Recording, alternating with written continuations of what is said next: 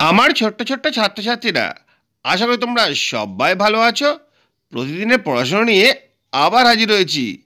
আজ আমরা ষষ্ঠ শ্রেণীর গণিত কোষে দেখি 1.4 এক থেকে 9 পর্যন্ত অঙ্কগুলো বুঝে নেব। আর পরিবেশ ও বিজ্ঞানের 14 পাতা থেকে 15 পাতা পর্যন্ত পড়ে নেবো। যা যা প্রশ্ন উত্তর হয় সেগুলো সব আলোচনা করব। দেখো, এর আগে যা যা পড়া হয়েছে ডিসক্রিপশনে কিংবা প্লে লিস্টে আছে, তোমরা অবশ্যই পেয়ে যাবে। আস্তে আস্তে গোটা বইটা আমরা শেষ করব। আর আজকে ভিডিওটা ভালো লাগলে লাইক কমেন্ট শেয়ার করবে। চ্যানেল যদি নতুন এসে থাকো, চ্যানেলটা সাবস্ক্রাইব করে পাশে থাকা বেল আইকনটা বাজিয়ে দেবে, যাতে আমার তৈরি পরবর্তী ভিডিওগুলো সবার আগে তোমাদের পৌঁছায়। চলো পড়াটা শুরু করি। দেখো, বসে দেখি 1.4 পূর্ব পাঠে প্রণাচনায় রয়েছি আমরা। রং করা অংশ দশমিক ভগ্নাংশে প্রকাশ করি। দেখো, এখানে একটা ছবি দিয়েছে। কটা দাগ আছে বলতো? 10টা ঘর আছে, তার মধ্যে 3টে ঘর রং করা হয়েছে, তার মানে 3/10 অংশ রং করা হয়েছে।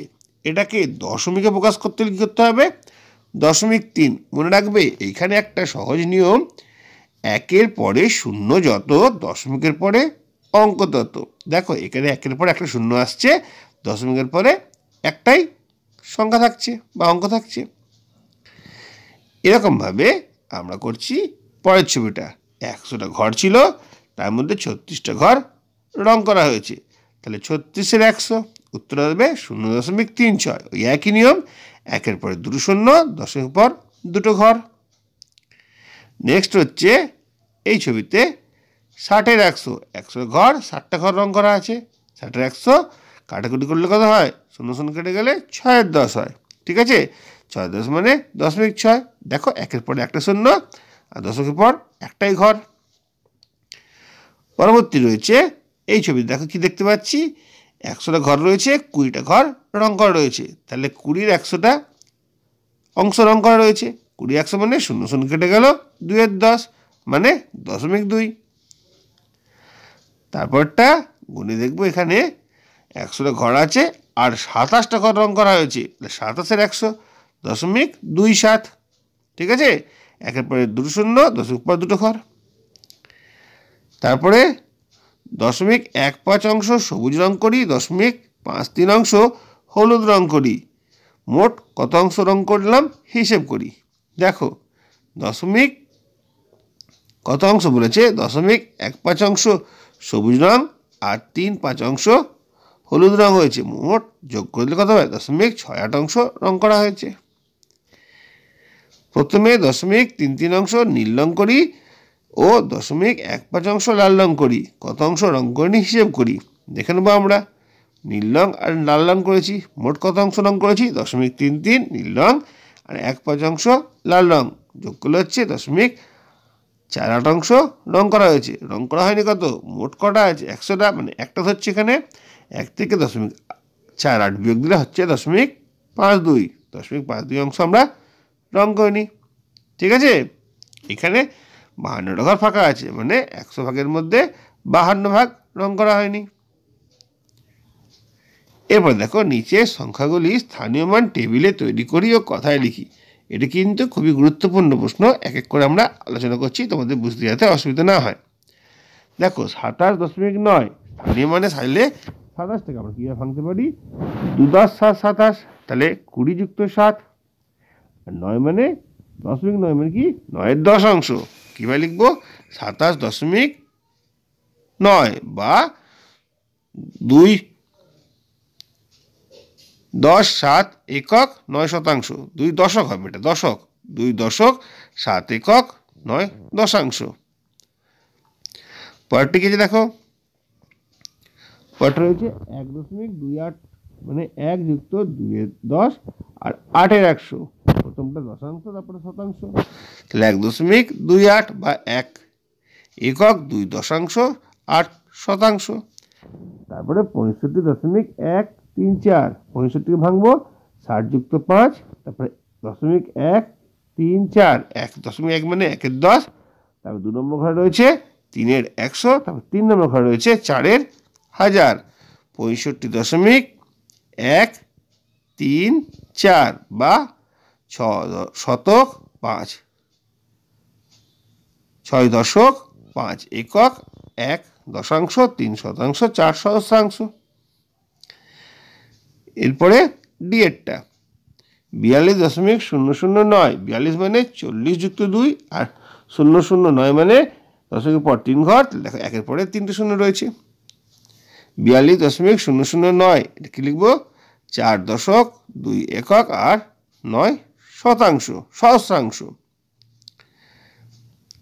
এরপরে 38.205, 38 থেকে ভাঙবো 30 যুক্ত 8 আর 0.205, 2 মানে হচ্ছে 2 10 আর শূন্যটা লেখা দরকার নেই, আর 5 মানে হচ্ছে একের পরে 5 নম্বরে কত আছে? 1 নম্বর, 2 নম্বর, 3 নম্বর, 3 নম্বর ঘরে 5টা রয়েছে, দশমিকের পরে তাহলে 3টে শূন্য হবে।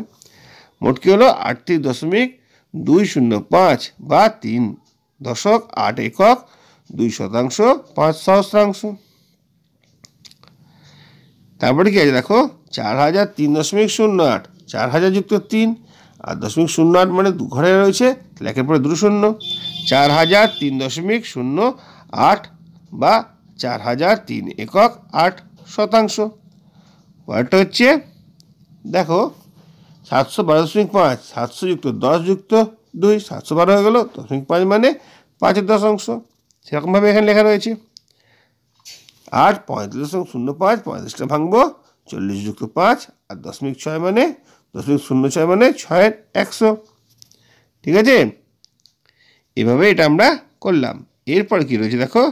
দশমিক ভগ্নাংশকে সামান্য ভগ্নাংশে পরিণত করো। দেখো এরকম জিনিস কিন্তু পরীক্ষায় দেয়, ভালো করে শিখতে হবে। 0.3 মানে 3 10, কী করে করলাম? দশমিকের পরে একটা ঘর, একের পরে একটা শূন্য। তারপরে 0.21 মানে 21 100, দশমিকের পরে দুটো ঘর, এখানে একের পরে দুটো শূন্য। তারপরে 0.039 39 1000, কেন 1000 হলো? দেখো দশমিকের পরে 3টে ঘর ছিল, এখানে একের পরে 3টে সংখ্যা। 5.4 54/10, একই রকম নিয়ম, দশমিকের পরে একটা ঘর, একের পরে একটা শূন্য। এটাকে আমরা কাটাকুটি করতে পারি, পূর্ণ ভেঙে নিতে পারি। 102.035 মানে 102.035, আর দশমিকের পর 1 2 3 3টে ঘর ছিল, একের পরে 3টে শূন্য বসবে। এটাকে আমরা কাটাকুটি করে নিতে পারি। এরপরে দেখো ছোট থেকে বড় হিসেবে সাজাও। দেখো সহজভাবে যদি বুঝতে হয়, সব কটাকে আমি পরপর লিখে দিচ্ছি, তোমরা বুঝতে সুবিধা হবে। 0.345, দশমিকের পরে 3টে ঘর, একের পরে 3টে শূন্য। 0.52, একের পরে দুটো শূন্য। দেখো এটাও একের পরে দুটো শূন্য হবে, তারপরটা একের পরে 3টে শূন্য হবে। সহজেই আমরা বুঝতে পেরে যাবো কোনটা বড় কোনটা ছোট। ঠিক আছে, বড় থেকে ছোট আমরা আগেই শিখেছি, এখানে দশমিক ভগ্নাংশ শিখছি। এটা আমরা বুঝতে পারি সহজভাবে যদি করতে হয়। 0.5, 0.3, 0.3, 0.5, সব থেকে ছোটো কোনটা হবে? 0.3 হবে।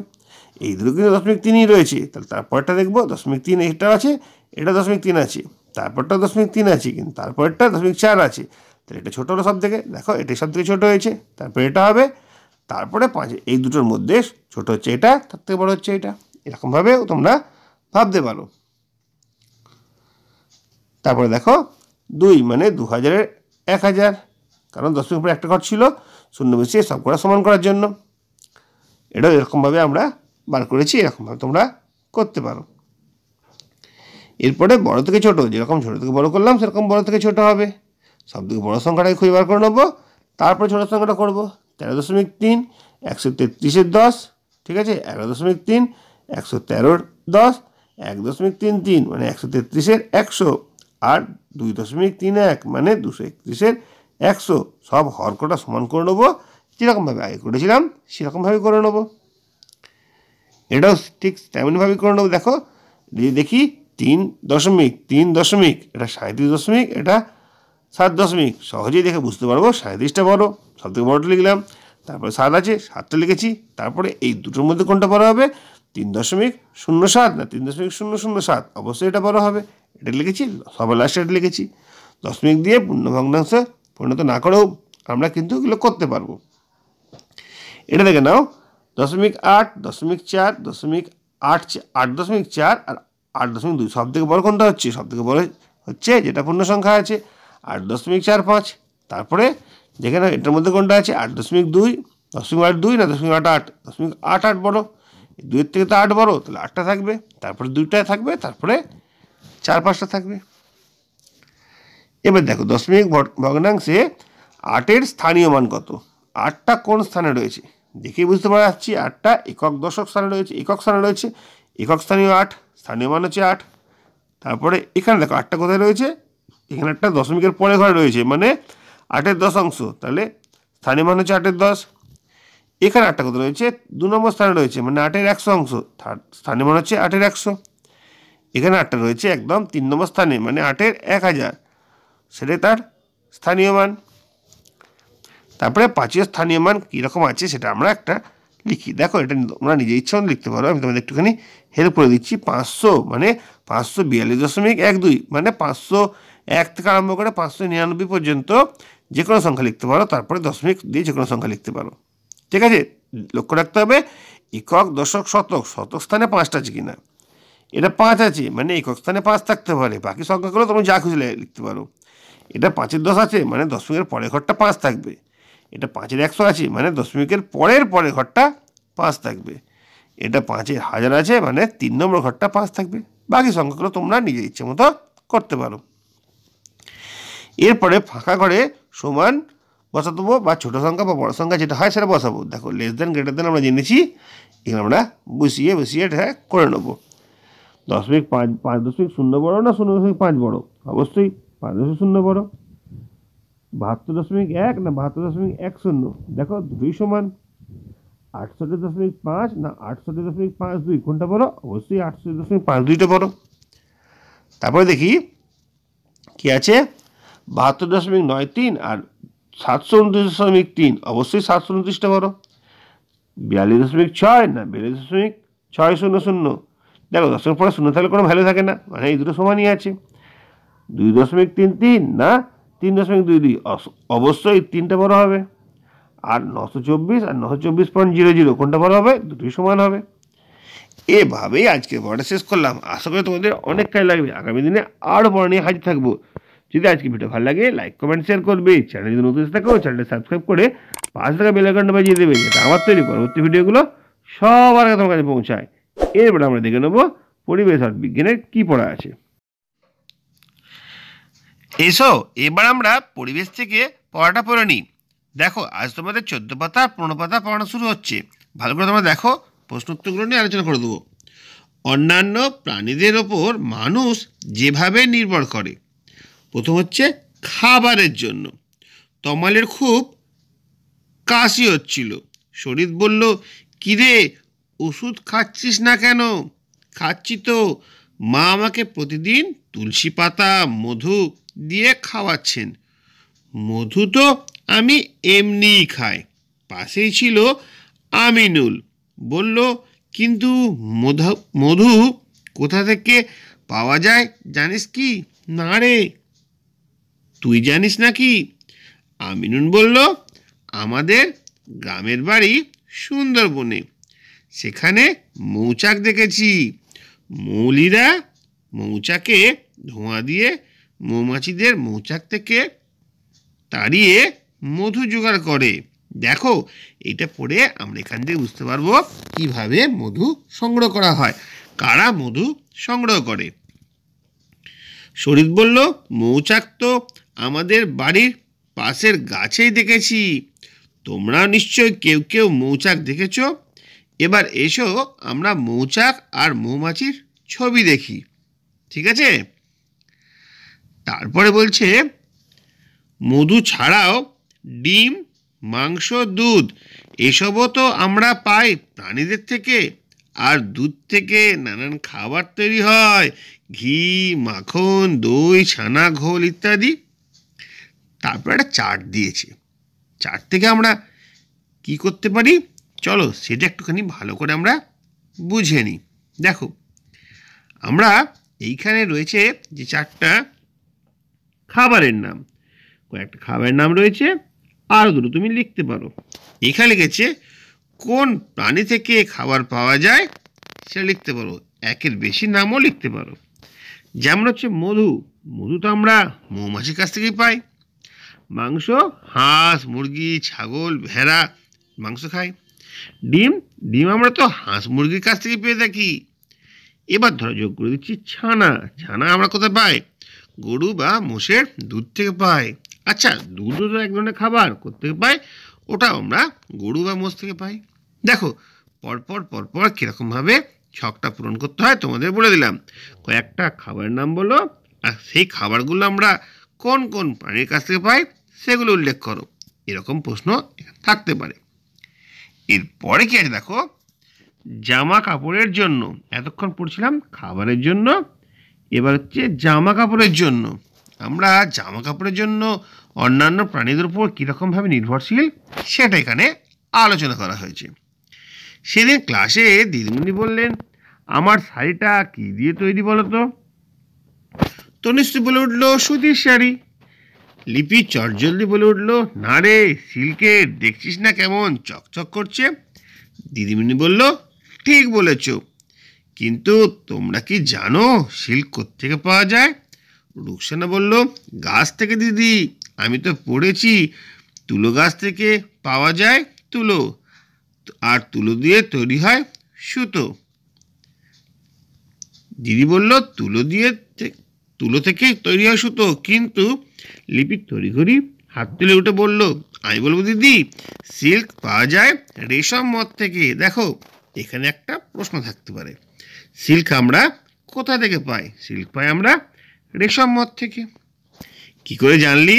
লিপি বলল, মালদায় আমার মামার বাড়িতে গিয়ে দেখেছি দিদি, রেশম মথের চাষ, রেশম মথের গুটিও দেখেছি দিদি। তনুশ্রী জিজ্ঞেস করলো, রেশম মথ দেখতে কেমন? দিদি বলল, এই যে রেশম মথের ছবি দেখো, দেখো এটা হচ্ছে রেশম মথের ছবি। তনুশ্রী রুকসানার সঙ্গে তোমরাও দেখে নাও।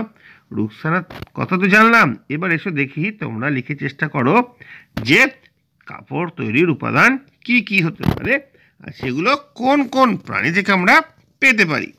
যেমন দেখো রেশম, রেশম আমরা রেশম মথ থেকে পাই। উল আমরা ভেড়ার লোম থেকে পাই। সিল্ক আমরা রেশম মথ থেকে পাই। সুতো আমরা কিন্তু রেশম মথ থেকে পেতে পারি। ঠিক আছে, এইভাবে আমরা এই ছকটা পূরণ করলাম। ভালো করে তোমরা দেখে নাও। এবার আমরা পড়াটাকে এগিয়ে নিয়ে যাব। দেখো এখানে রয়েছে আমরা ওষুধের জন্য কিভাবে প্রাণীদের উপর নির্ভর করতে পারি। জাহানারা ক্লাসে দিদিমণিকে জিজ্ঞেস করলো, দিদি টিভিতে দেখলাম লিভার অয়েলের বিজ্ঞাপন দেখাচ্ছে, ওটা কি দিদি? ওটা আসলে কড, হাঙরের মতো কিছু সামুদ্রিক মাছের লিভার অর্থাৎ যকৃৎ তেল। তোমরা নিশ্চয়ই পাঁঠা বা মুরগির মেটে খেয়েছো, ওই মেটে হলো আসলে পাঁঠা বা মুরগির যকৃৎ। দেখো এখান থেকে তোমাদের একটা শূন্যস্থান পূরণ দিতে পারে বা প্রশ্ন থাকতে পারে, পাঁঠা বা মুরগির যকৃৎ আসলে কি? যকৃৎ মেটে আসলে কি? মেটে হলো আসলে যকৃৎ। ঠিক আছে, এরপরে ওই যকৃৎ তেলে কি থাকে? যকৃৎ তেলে থাকে ভিটামিন। ভিটামিন কি দিদি? দেখো এখানে দুটো প্রশ্ন হবে, যকৃৎ তেলে কি থাকে? যকৃৎ তেলে ভিটামিন থাকে। আর ভিটামিন কি? এখানে একটা প্রশ্ন তোমাদের জন্য তৈরি করা হচ্ছে। ভিটামিন হলো আমাদের খাবারের অত্যন্ত দরকারি উপাদান। আমাদের দেহের ভিটামিনের অভাবে নানা রকম রোগ হয়। যেসব সামুদ্রিক মাছের যকৃতে ভিটামিন এ ডি থাকে। অগ্নি এতক্ষণ মন দিয়ে শুনছিল, জিজ্ঞেস করলো, ভিটামিন এ ডি এদের কাজ কি? আমাদের হাড় দাঁত মজবুত করতে এই দুটো ভিটামিন কাজে লাগে। কড মাছের যকৃৎ তেল ভিটামিন এ পাওয়া যায় আর ডি পাওয়া যায়। তাছাড়া ভিটামিন এ আমাদের চোখ সারাতে ভালো লাগে। এবার একটা ছক রয়েছে, এই ছকটা থেকে পড়ব, ওষুধের নাম কোন প্রাণী থেকে পাওয়া যায়, কি কাজে লাগে? কড লিভার অয়েল কোত্থেকে পাওয়া যায়? কড মাছ হাঙর থেকে পাওয়া যায়। ভিটামিন পাওয়া যায় এটা যা শরীরে আমাদের খুবই দরকারি। 2 নম্বর হচ্ছে চোখের ওষুধ আমরা মৌমাছির হুল থেকে পাই, চোখের রোগ সারাতে কাজে লাগে। আর বিষের ওষুধ সাপের বিষ থেকে পাই, সাপে কামড়ানোর ওষুধ। দেখো এভাবে তোমাদের 14 পাতার 15 পাতা পড়িয়ে দিলাম।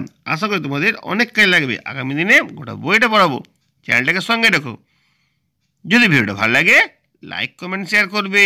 চ্যানেলে যদি নতুন থাকো চ্যানেলটা সাবস্ক্রাইব করে পাশে থাকা বেল আইকনটা বাজিয়ে দেবে, যেটা আমার তৈরি পরবর্তী ভিডিওগুলো সবার আগে তোমার কাছে পৌঁছায়। তোমরা প্রত্যেকে ভালো থাকবে।